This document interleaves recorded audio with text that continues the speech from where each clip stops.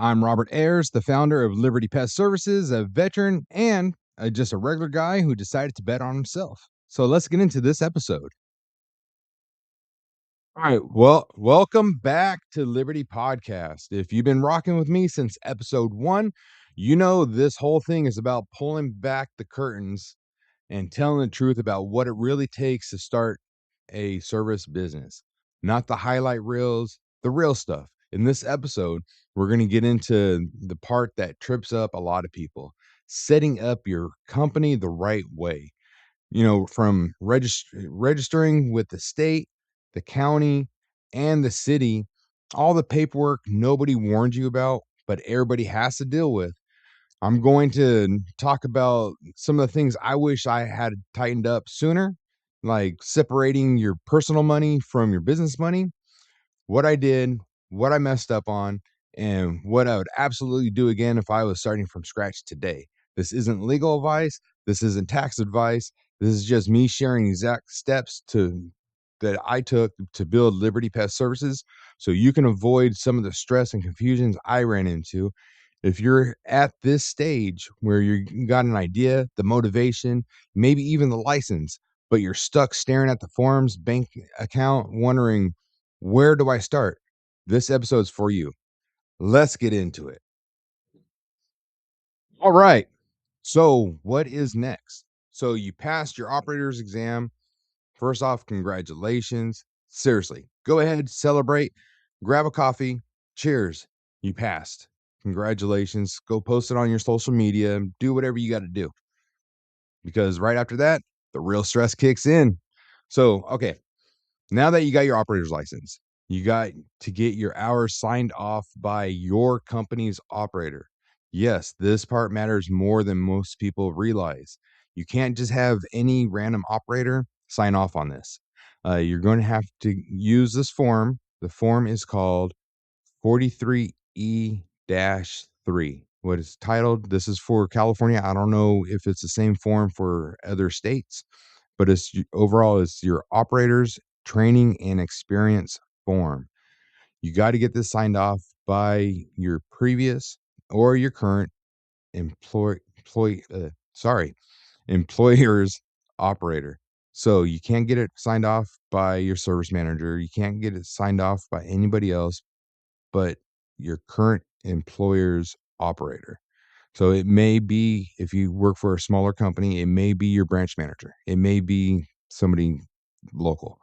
For me, since I worked with a nationwide large company, I had to reach out to the operator that held it for California and had to submit the stuff that way.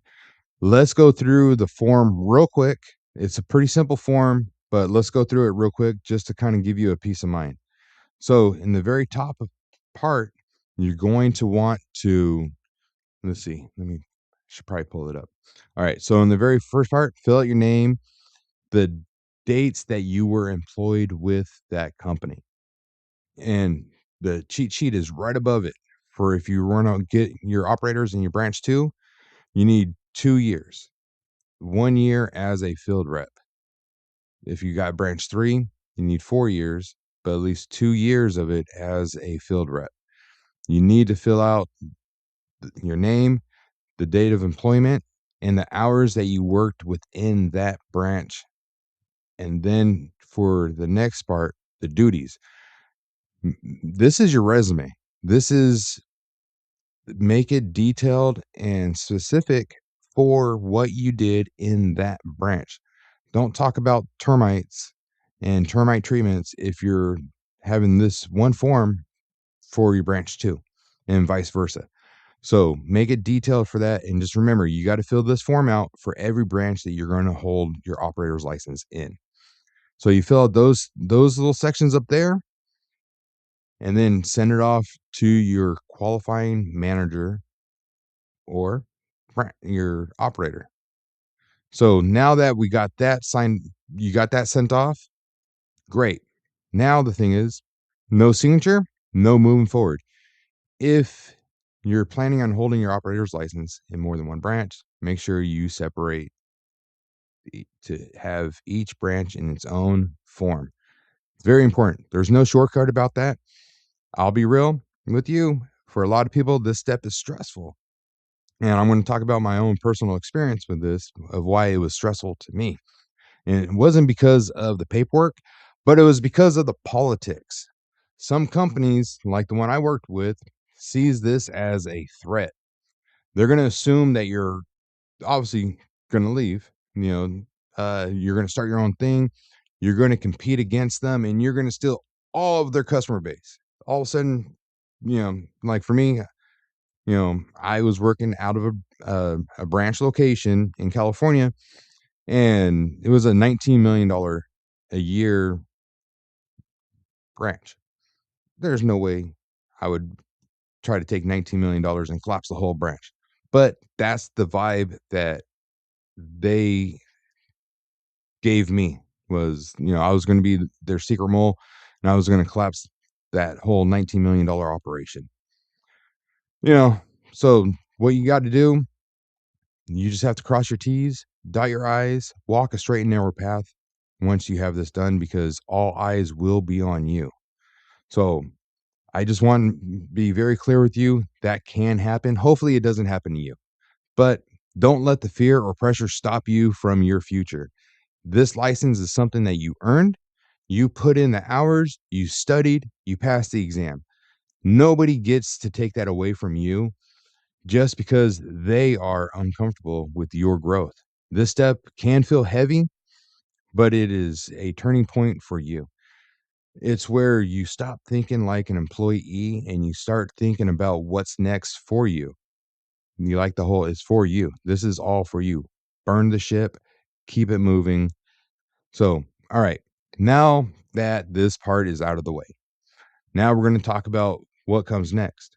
Hopefully you got the paperwork signed off, and now you're wondering, okay, so now what? So let's get into that now.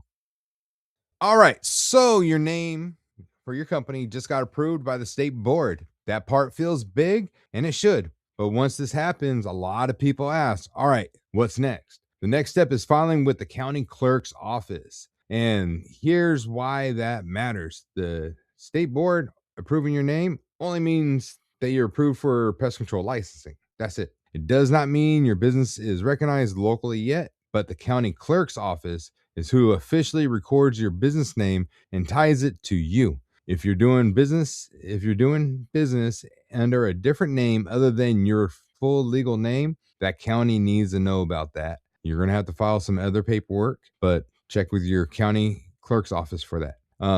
That filing is what lets you open up your business bank accounts, pull city business licenses, and actually operates without issues. Now, at the same time, you're going to be needing to deal with the county agriculture department, and for every single county that you're going to be operating out of. This part right here is actually, to me, the cheap part. The registration for me was $10 per county. So don't be afraid to venture out and expand. This part is huge, and a lot of people do overlook this. The county agriculture department is your local enforcement and oversight for pest control. They are the ones who know that you're operating in the county. They handle inspections, complaints if you ever happen to get those, and they make sure you're following the pesticide laws and the local level laws. So once your company name is approved, you notify and register with the county ag department for the counties you're going to be working out of. For example, if you're based out of Alameda County, that's the ag department you're primarily going to deal with. Now, another question that always comes up is, do I still have to register with the Secretary of State? Well, the answer is it depends on the way you're setting up your business. If you're a sole prop and just using your personal legal name, then no, you don't have to register with the Secretary of State. You're handling your county filings, usually a fictitious business name, if you're going to use a company name. But here's the but. If you're going to be forming an LLC or a corporation to give that level of separation, then yes, absolutely register with the Secretary of State. That filing is what creates the business entity at the state level. Without it, the LLC or corporation does not exist. This is where people get confused. The state board approves the name, the Secretary of State creates an entity. The county clerk's records the business name. The county ag department oversees your operations locally, and the cities give you the permission to operate with the business license. Each one has its own different roles. If you're thinking of long term growth, protection, legitimacy, file properly, and keep everything clean from the start, and it's going to save you a whole bunch of headaches later on.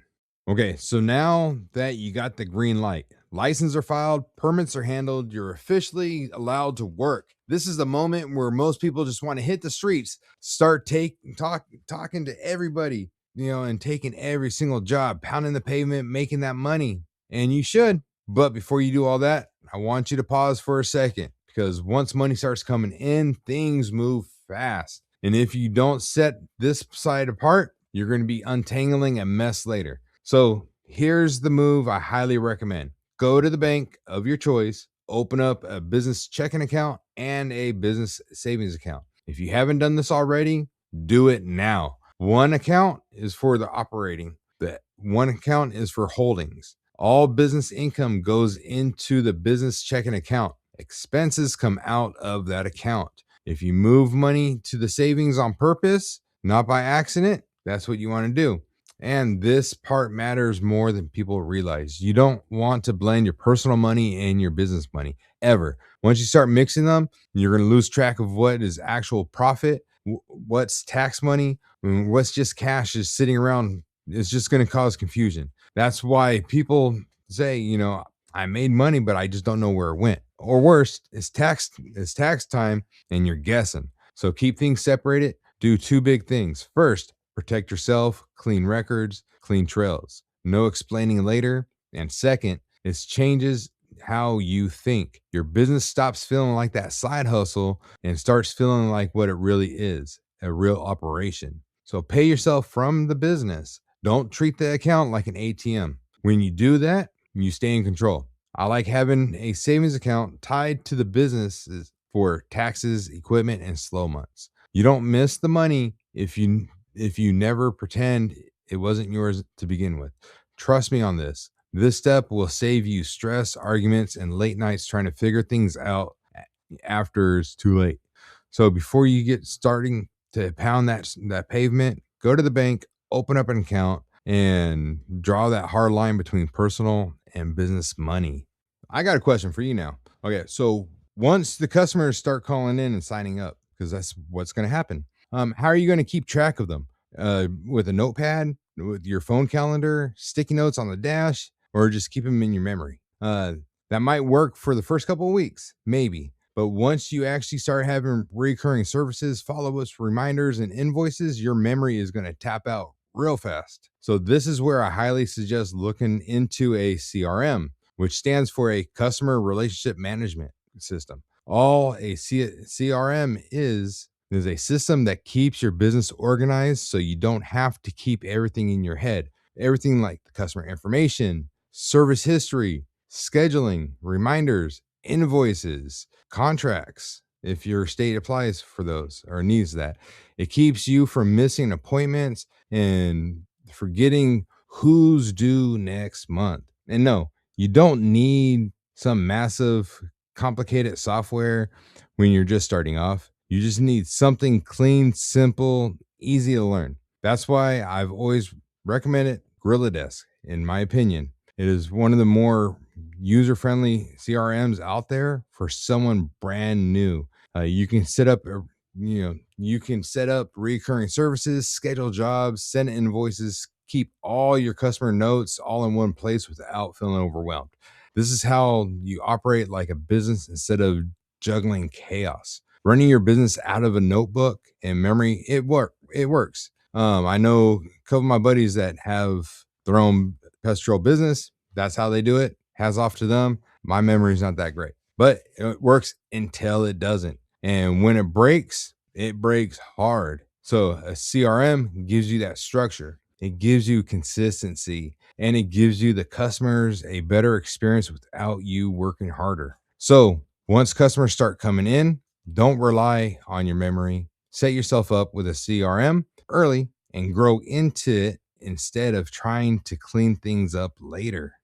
Okay, so now that you're legit, licenses are done, permits are handled, bank accounts are separated, QuickBooks is set up, CRM is in place, you're organized, you're ready. Now comes the question everybody really wants the answers to is how do I actually get the customers? How do I find them? And here's the truth. There is no right answer to this. What works for one business may not work for another. What matters is finding what works for you and staying consistent with it. Some people start with word of mouth, friends, family, neighbors. That's usually the first wave of your customer base. And there's nothing wrong with that. Some people go door to door, old school, but it works if you're willing to put in that time. Some people lean into online staffing, Google, Yelp, Nextdoor, social media, showing up where people have already looked. The mistake is thinking there is a magic method. There isn't. The real formula is simple: be visible, be reliable, do good work, and follow up. When you're organized, finding customers gets easier because you can actually handle the growth. You're not scrambling. You're not dropping the ball. You're building momentum. All right. So that was just a quick little recap before I'm wrapping this up. First, you got your company name approved, handled with the state, county, local. Awesome. You separated your personal and business finances by opening up a checking account and a savings account. You set up QuickBooks so you can actually know where your money's going. You have and you chose a CRM so that you're not running out of just a notebooks and memory. That's the foundation. Once that is in place, everything else builds on top of it.